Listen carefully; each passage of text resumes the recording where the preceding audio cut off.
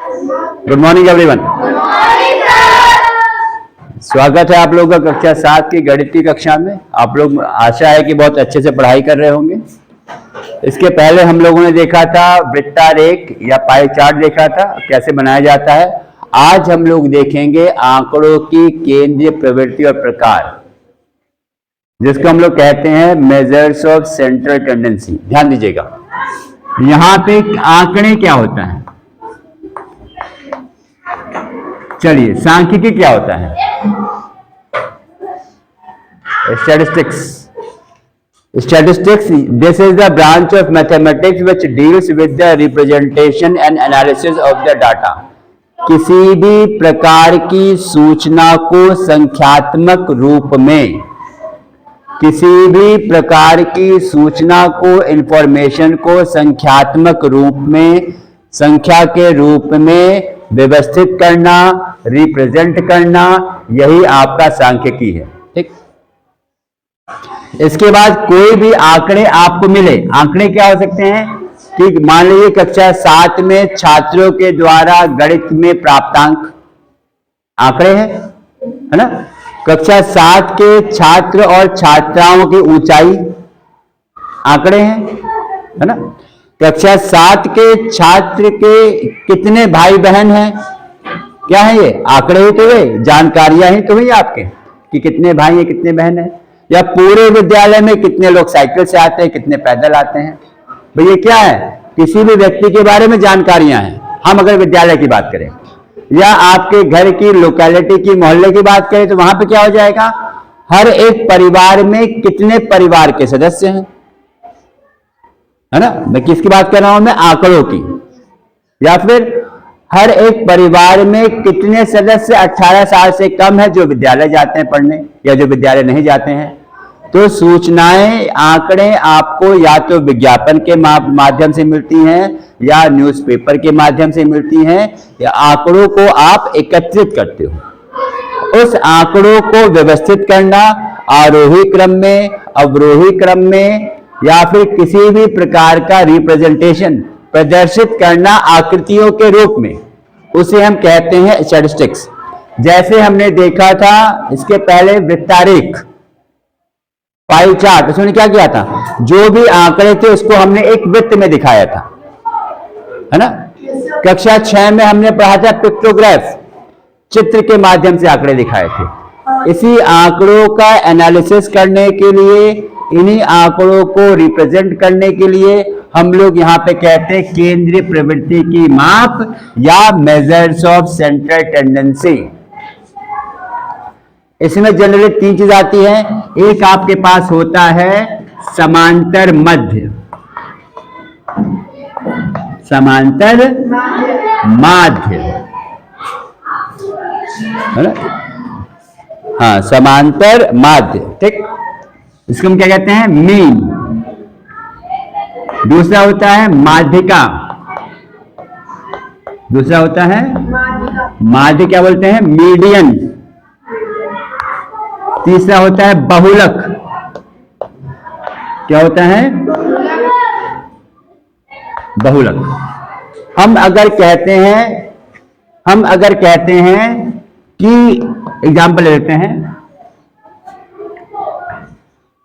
कक्षा 8 में छात्र, कक्षा 7 में छात्र 61 है यहाँ पे, शायद 61 छात्र, 61 तो बहुत ज्यादा संख्या हो जाएगी। चलिए ले लेते हैं। आपकी कक्षा में टोटल 61 छात्र है, परीक्षा होती है, गणित के मार्क्स मान लिए जाते हैं, है ना। हम अगर कहते हैं कि कक्षा 7 के छात्रों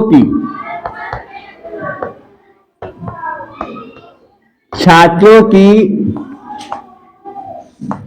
चलो औसत ऊंचाई 152 सेंटीमीटर है। इसका क्या मतलब हो गया?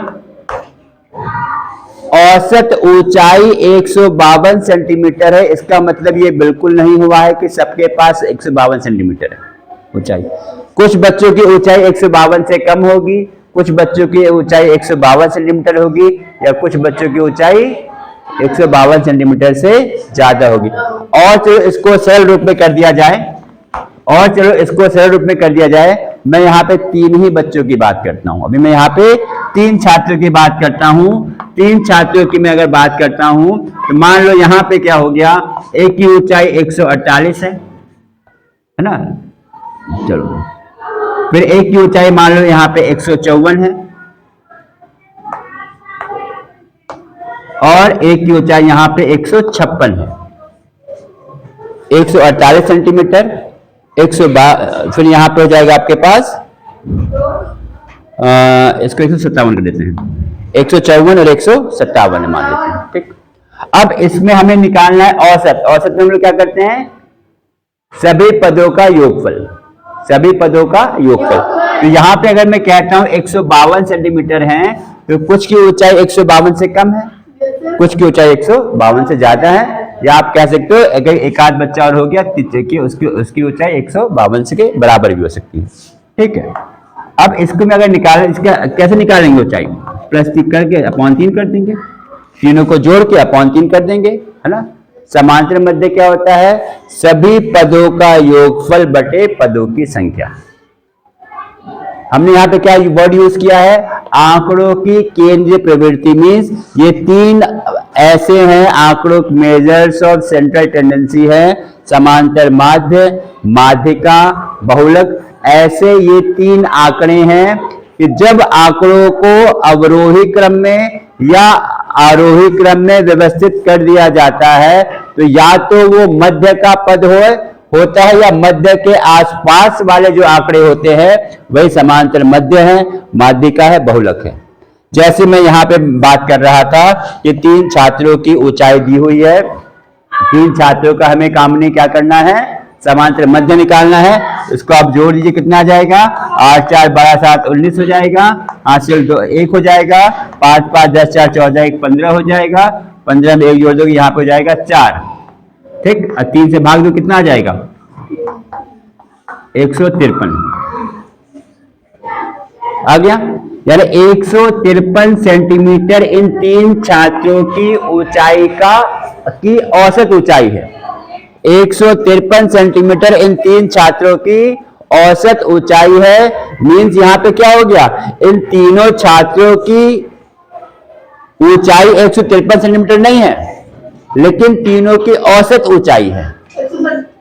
यानी यहां पे एक छात्र की ऊंचाई 148 है जो कि 153 से कम है, बाकी तो जो 2 छात्र हैं उनकी ऊंचाई 153 से ज्यादा है। बस मेरे कहने का तात्पर्य ये है कि जब भी मैं कहता हूं कि किसी कक्षा में बच्चों के द्वारा प्राप्तांक का औसत मार्क्स, औसत ऊंचाई या खिलाड़ियों के द्वारा बनाया गया औसत रन, मतलब ये हो गया कि मैक्सिमम खिलाड़ियों ने उसके आसपास ही रन बनाए हैं, उस आंकड़े के आसपास ही रन बनाए हैं।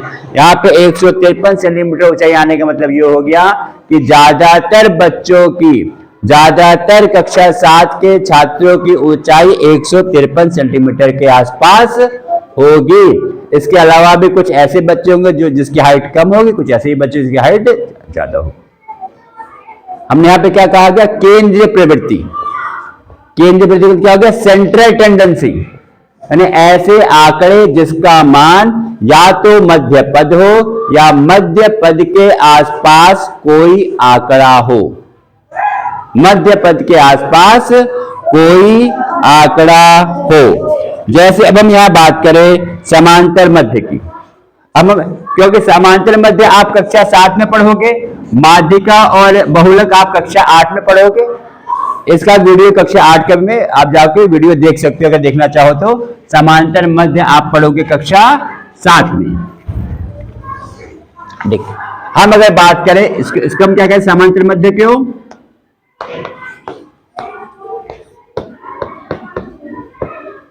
क्या कहते हैं इसको, मीन। क्या कहते हैं, मीन। इसको किससे दिखाते हैं, एक्स बार या ए से। इसका सिंबल है एक्स बार या ए, एक्स बार और ए, या हिंदी में या कह दो। क्या होता है, सभी पदों का योगफल, सभी पदों का योगफल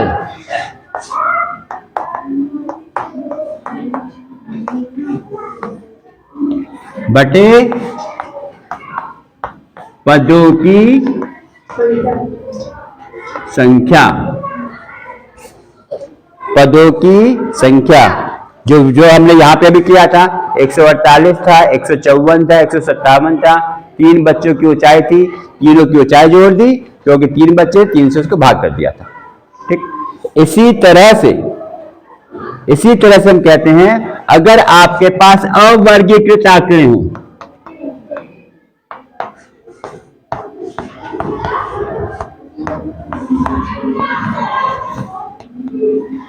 अवर्गीकृत आंकड़े, जिसे हम क्या कहते हैं, अनग्रुप्ड डेटा, अनग्रुप्ड डेटा, यानी अगर आपके पास अवर्गीकृत आंकड़े हैं, n आंकड़े x1, x2, x3, x4, x5, मान लो xn तक हैं। ठीक, n आंकड़े हो गए, तो इसका क्या होगा, x बार क्या हो जाए, x बार क्या है, ये x बार क्या है, x बार या कैपिटल A से हम लोग दिखाते हैं मीन, समांतर माध्य। हमने क्या बताया था, सभी पदों का योगफल। हम किसकी बात कर रहे हैं, अवर्गीकृत आंकड़े, यानी अनग्रुप्ड डेटा। क्या होगा, x1 plus x2 plus x3, ये आपके पास जाए कहां तक, xn तक जोड़ के। और कितने आंकड़े हैं, n, तो n से इसको हम भाग दे देंगे। ठीक, या इसको हम क्या लिख सकते हैं, इसको x बराबर सिग्मा xi बटा n। xi क्या होगा, i कहां से जा रहा है, 1 से लेके n तक, इसको बोलते हैं सिग्मा या समेशन। ये योगफल के लिए प्रयोग होता है, sigma x upon n, sigma x upon n, अवर्गीकृत आंकड़े। जैसे हम कह दें, अगर 4 संख्याएं आपके पास हैं, 5, 6, 11, 22, इसका समांतर माध्य निकालना, कैसे निकालेंगे, सभी पदों का योगफल बटे पदों की संख्या। यहाँ पे सभी कौन से पद हैं, 5, 6, 11, 22, कितने पद हैं, 4, यानी n का मान 4। कितने पद हैं, 4, यानी n का मान 4। ठीक है, अब जोड़ेंगे, x बार क्या निकाल लेंगे, 5 प्लस 6 प्लस 11 प्लस 22 बटे 4, ये तो आएगा। जोड़ देंगे, कितना आएगा जोड़ के, 44, गुड, 44 आएगा बटे 11, तो क्या आ गया, 4, तो क्या हो गया, 4 से घटे 11, 11 उत्तर हो जाएगा। ये 11 क्या है, 11 क्या है, समांतर मध्य। 11 क्या है, समांतर मध्य, यानी जो हमने 3 बातें कही थी, समांतर मध्य, माध्यिका, बहुलक, तीनों में से एक ऐसा आंकड़ा जो केंद्रीय प्रवृत्ति की माप बताता है। बताइए, सही है। जैसे क्या आगे 11 आ गया है, हमने क्या बताया था, सबका मान 11 नहीं है, कुछ आंकड़े ऐसे हैं जो 11 से कम है। देखो, जो दिखा, कुछ आंकड़े ऐसे हैं जो 11 से कम है, कुछ आंकड़े ऐसे हैं जो 11 के बराबर हैं, कुछ आंकड़े ऐसे जो 11 से अधिक हैं, लेकिन चारों का औसत मान क्या है, 11। तो हमने क्या सीखा आज, केंद्रीय प्रवृत्ति की माप और समांतर मध्य के बारे में पढ़ा है, और हमने ये सीखा है कि अवर्गीकृत आंकड़ों का समांतर मध्य कैसे ज्ञात करते हैं। आशा है आप लोग घर जाके इसको रिवाइज करिएगा। इस पर आधारित आपके पास किताब अभ्यास 3-20 में प्रश्न लगाइएगा। प्रश्न 1 और 2 आप हल कर सकते हैं। अगले लेक्चर में हम लोग देखेंगे वर्गीकृत आंकड़ों का, ठीक है, अवर्गीकृत आंकड़ों का समांतर मध्य ज्ञात करना जब उसमें बारंबारता दी गई हो। ठीक है, बहुत खुश रहिए, स्वस्थ रहिए, मन लगाकर पढ़िए, घर जाकर रिवाइज करिए। हम लोग फिर मिलेंगे अगले लेक्चर में अगले टॉपिक के साथ। धन्यवाद।